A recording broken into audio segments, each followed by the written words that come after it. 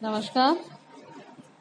कल हमने घनानंद के काव्य सौष्ठव के अंतर्गत घनानंद के काव्य के भाव पक्ष पर चर्चा की थी, जिसके अंतर्गत घनानंद के काव्य में चित्रित और वर्णित श्रृंगार, सौंदर्य अंकन, प्राकृतिक सौंदर्य का अंकन आदि, भाव सौंदर्य आदि कई बिंदुओं पर चर्चा की थी। आज हम चर्चा करेंगे घनानंद के काव्य के भाव पक्ष पर। इसके अंतर्गत सबसे पहला बिंदु हम लेंगे घनानंद का भाषा वैभव।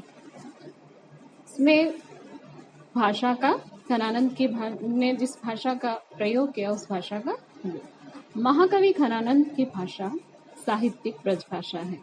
उन्होंने ब्रज भाषा को परिष्कृत किया तथा उसे रमणीय बनाया। घनानंद ने अपनी भाषा को फारसी, संस्कृत और संस्कृत में भी तत्सम शब्दों का संस्कृत के तत्सम शब्दों का प्रयोग कर समृद्ध बनाया। उसके कुछ उदाहरण देखते हैं, जैसे पूर्वी का प्रयोग दीन, पोई, बोई आदि। फारसी शब्दों का प्रयोग देखिए, निशानी, दिलजानी, हुस्न। संस्कृत का योग, विष, नीर। तद्भव शब्दों में अचूक, आंख, विसास।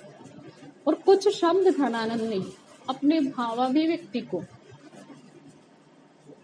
पूर्णता प्रदान करने के लिए कुछ शब्द उन्होंने अपने भावों के अनुसार भी गढ़े हैं, जो उनके भाषिक सौंदर्य में चार चांद लगाते हैं। उन शब्दों को देखिए, देखी बाई, दिनदानी। अवधी भाषा के शब्द, कुछ शब्दों को हम उनके निम्न छंद में देख सकते हैं। हिम सो दित्त के कित को नित ही, इस बीच वियोग ही पोई चले। सो अखेबर बीज लो कैली पर्यो, बनमाली कहाँ को समोई चले। इसमें पोई, समोई आदि अवधी भाषा के शब्द हैं। घनानंद द्वारा प्रयुक्त ब्रज भाषा की कुछ विशेषताएं इस प्रकार है, जिसमें पहला बिंदु है भावाभिव्यंजनात्मकता। घनानंद के काव्य में भावाभिव्यंजकता का प्रयोग ऐसे स्थानों पर हुआ है जहां अनुभूति को तीव्र रूप से अभिव्यक्त किया गया है। इसका अनुभूति परक अभिव्यंजना के साथ भावानुकूल भाषा का एक उदाहरण देखिए। अंतर उदेग दाह, आँखिन प्रवाह आंसू। देखी अटपटी चाह, भीजनी दुहनी है। सोईबो न जागीबो, हंसीबो न रोईबो हूँ। खोई खोई आभि में चटकली हनी है। दूसरा इसका उनके भाषिक सौंदर्य का जो बिंदु है वह है ध्वन्यात्मकता। अपने भावों को विस्तार देते हुए महाकवि घनानंद ने नाद सौंदर्य को ध्वनित किया है। इसमें ध्वन्यात्मकता का सुंदर सरस प्रयोग देखने को मिलता है।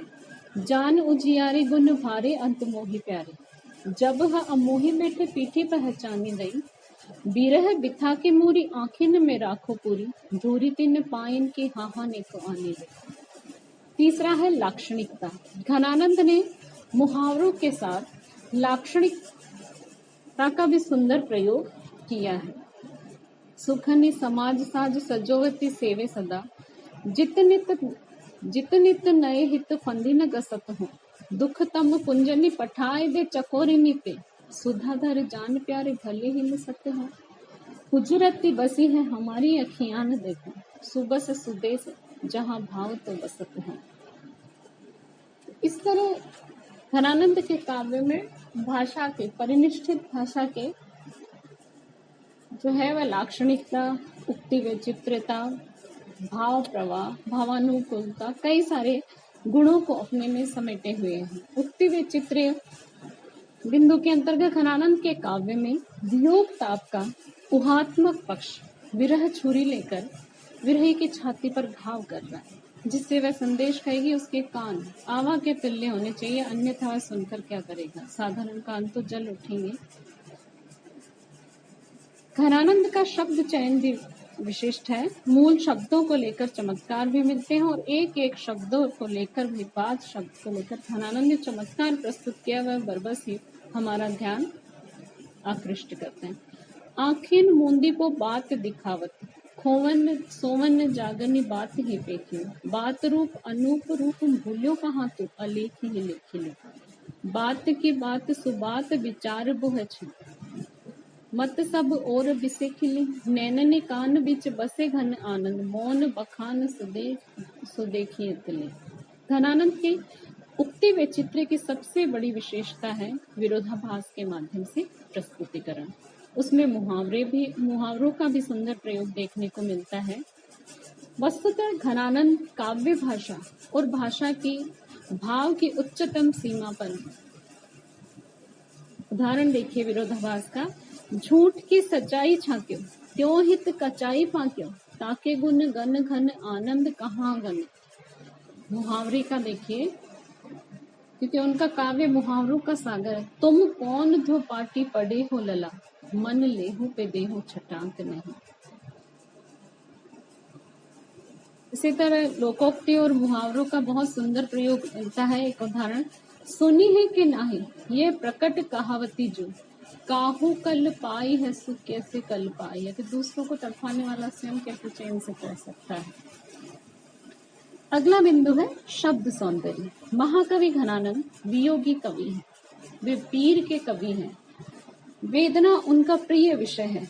उसमें अनुभूति थी जो भावों की गहराई देती है, संगीत था जो गहराई को मुखरित करता है, और वह शक्ति थी जो मुखरित होने तक उसे आनंद मग्न करती है।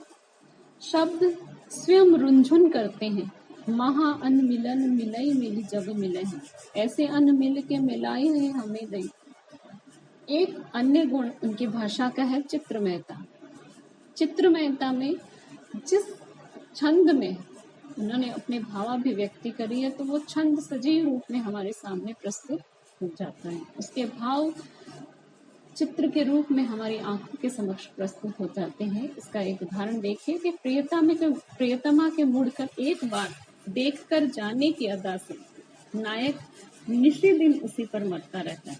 निसी ध्योस खरी उर मांस अरी, छबी रंग भरी मुँह चाहनी की, तकी मोरनी त्यो चखी ठोरी है, ठरी गुही ठोरनी वाहनी ही। भाषा की सरसता। भाषा घनानंद की भाषा सरस व प्रवाहमान है। भाषा की सरसता, सरलता उसके काव्य सौंदर्य की अभिवृद्धि करती है। नीचे के उदाहरण में उनके भाषा के सारस्य का एक रूप, सुंदर रूप देखने को मिलता है। घन आनंद प्यारे सुजान सुन, जी भातिन है दुख मूल सह। भाषा प्रवाह में वाहवाही लूटने का आनंद भी घनानंद ने दिखलाया है। आए हो भरे भय घन आनंद, आंखें मास तो सांझ सी फूली। घनानंद की शैलीगत विशेषताओं में निम्नलिखित विशेषताएं प्रमुख है। पहली है भाव प्रधान शैली। घनानंद की प्रेयसी का रूप तो वाणी द्वारा अवर्णनीय है ही, शाम का रूप भी कम आकर्षक नहीं है। इस रूप को निहार कर नेत्रों में प्रेमाश्रुओं की झड़ी लग जाती है। अनेक भावों को घनानंद ने एक ही पद्य में चित्रित किया है। बरसे तरसे सरसे अरसे न कहूँ दरसे इन छा कुछ है, निरखे परखे करखे हरखे उपजी अभिलाषणी लाख। घन आनंद ही उनिये जुनिये बहु भातिनी ये उन रंग रही, रस मूर्ति श्यामई देखत ही सजनी अखियां रस रास भई। दूसरा बिंदु है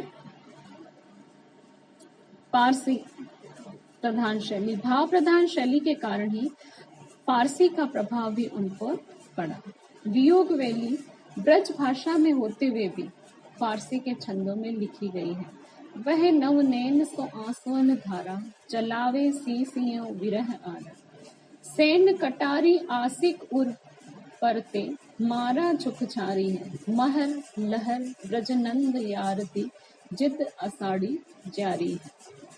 तीसरा बिंदु है चमत्कार युक्त शैली। घनानंद की भाषा चमत्कार पूर्ण है, जो भावों को तीव्रता प्रदान करती है, भाषा को के सौंदर्य को और उसके प्रेषणीयता को के गुण में अभिवृद्धि करती है। यह चमत्कार उनके काव्य में मुहावरों और लोकोक्तियों के भावानुकूल सुंदर प्रयोग के माध्यम से हुआ है। अगला बिंदु है प्रतीकात्मक शैली।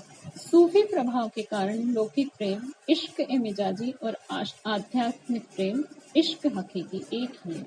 घनानंद में ऐसी आध्यात्मिक उक्तियां कहीं कहीं सूफी कवियों की भांति, कहीं फारसी कवियों की भांति, कहीं वैष्णव कवियों की भांति आ गई हैं। उन्होंने घनानंद से आनंद, परम ब्रह्म और सुजान से ब्रह्म के ज्ञान स्वरूप होने का चित्रण किया है। मन जैसे कछु तुम्हें चाहत है, बखानी कैसे सुजान ही, इन प्राणन एक सदा गति रावरे, बावरी लोलंगी अमित लो। भावानुकूल भाषा का प्रयोग। घनानंद की भाषा भावानुकूल है। कहीं पर भी ऐसा नहीं लगता कि घनानंद विशेष प्रयत्न करके कुछ लिख रहे हैं। न कहीं कर्ण कटुता है, न अस्वाभाविकता।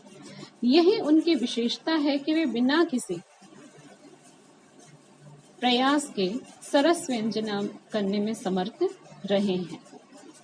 मूर्त और अमूर्त का प्रयोग। मूर्तिमत्ता एक शब्द से अथवा भावात्मक वृत्तियों के मानवीकरण से आज का छायावादी कवि जो काव्य चमत्कार उत्पन्न करता है, वह घनानंद में पग पग पर मिलता है। दृष्टि लालसा को नायिका का रूप देते हुए घनानंद लिखते हैं, मूर्ति सिंगार के उजारी का वे नाहरी भाती, दीठी लालसा के लोय ननी ले आनी हो। शैशव और यौवन को कवि ने कुशलता से रात्रि और सूर्य बता दिया है। छंद योजना। महाकवि घनानंद ने प्राची और फारसी दोनों प्रकार के छंदों का यथानुसार प्रयोग किया था। वियोग वैली फारसी छंद में लिखी गई है। सुजान सागर में सवैयों और कवित्वों का प्रयोग है। घनानंद को सवैयों में अधिक प्रेम दिखाई पड़ता है। सवैयों में करीर, सुंदरी, दुर्मिल, मत गयन, मदिरा आदि के सभी मिल जाते। इसके अतिरिक्त छप्पे, दोहा आदि को भी उन्होंने अपनाया है। मदिरा, सवैया, इसके उदाहरण देखिए। प्रेम सदा इत ऊंच लई, सुबह इन्हीं भांति की बात है। दोहे का प्रयोग। मोहि मोहि जन नायक अहे अयोहि जेहि, योहि मोहि से कठिन क्यों करी सोहिते हैं। सोठे का प्रयोग देखिए। घनानंद रस एन कहो कृपा निधि कौन है, मरत पथी ही हाँ गेन दरसों पे बरसों नहीं। अगला बिंदु है अलंकार। काव्य में अलंकारों का प्रयोग भी कथन में चारुता एवं भव्यता को कथन की विशेषता बताया है। भावों को तीव्रता प्रदान करने वाली अप्रस्तुत योजना कहा गया और वस्तु के रूप, गुण, क्रिया को अधिक तीव्र गति से अनुभव करवाने वाली उक्ति बताया गया। घनानंद ने उपमा, रूपक, विरोधाभास, उत्प्रेक्षा आदि अलंकारों का उनके काव्य में स्वाभाविक प्रयोग मिलता है। ललित ललन हिंडोरे झूलत, राधा मोहरे झमे भीजे। इसमें अनुप्रास अलंकार की छटा दर्शनीय है। प्रकृति चित्रण। प्रकृति का मुक्त वर्णन घनानंद के काव्य में अनूठे रूप में देखने को मिलता है। घनानंद ने प्रकृति के उद्दीपन रूप का अधिक चित्रण किया है। इसमें प्रकृति नायक नायिका के भावानुकूल रूप हमारे समक्ष अभिव्यक्त हुई है।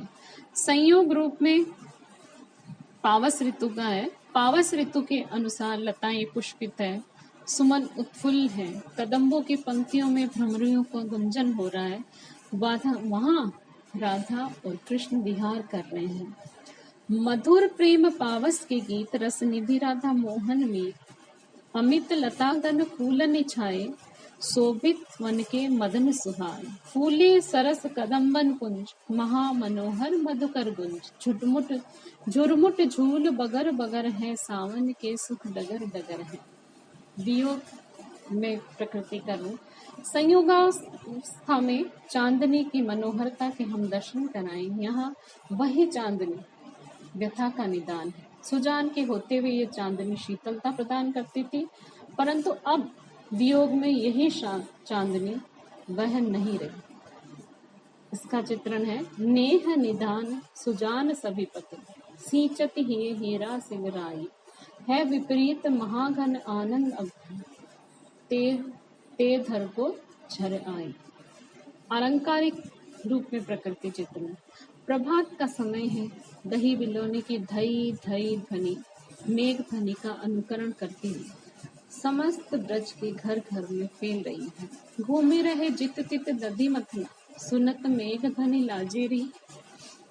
उपदेश के रूप में प्रकृति चित्रण, महाकवि घनानंद ने कालिदास की भांति ही मेघ को दूत बनाया, पवन से विद्युत कार्य करवाया।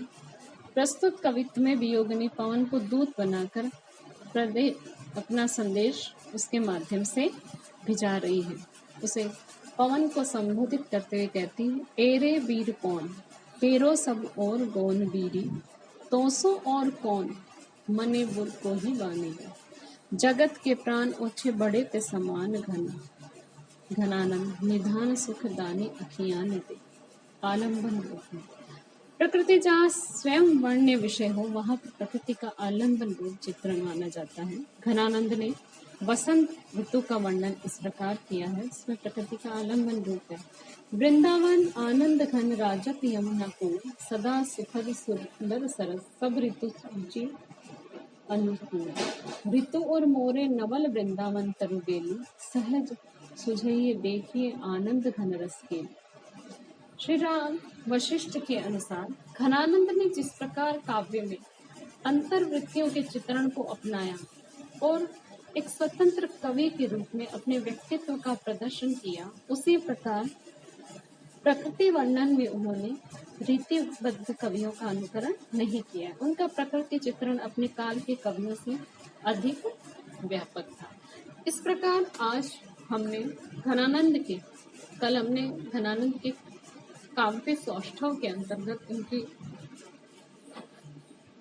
भाव पक्ष से संबंधित विशेषताओं का अध्ययन किया और आज अध्ययन किया कला पक्ष से संबंधित, जिनके अंतर्गत भाव, भाषा, छंद, अलंकार आदि का चित्रण, रस आदि का अंकन चित्रण हमने अध्ययन किया है। कि वियोग संयोग रस तो स्वाभाविक रूप से है ही, घनानंद के काव्य में वियोग रस की प्रधानता देखने को मिलती है और जहाँ श्रृंगार रस का अंकन होता है, वहाँ के स्वाभाविक रूप से माधुर्य गुण की सरसता भी हमें देखने को मिलती है। इस प्रकार हम देखते हैं कि घनानंद का काव्य अनेकानेक विशेषताओं से युक्त है और प्रभावशाली रूप से सरस भाषा, हृदय गहराई शब्दों के माध्यम से अपने भावों का संप्रेषण करने में पूर्णतः समर्थ रहा है।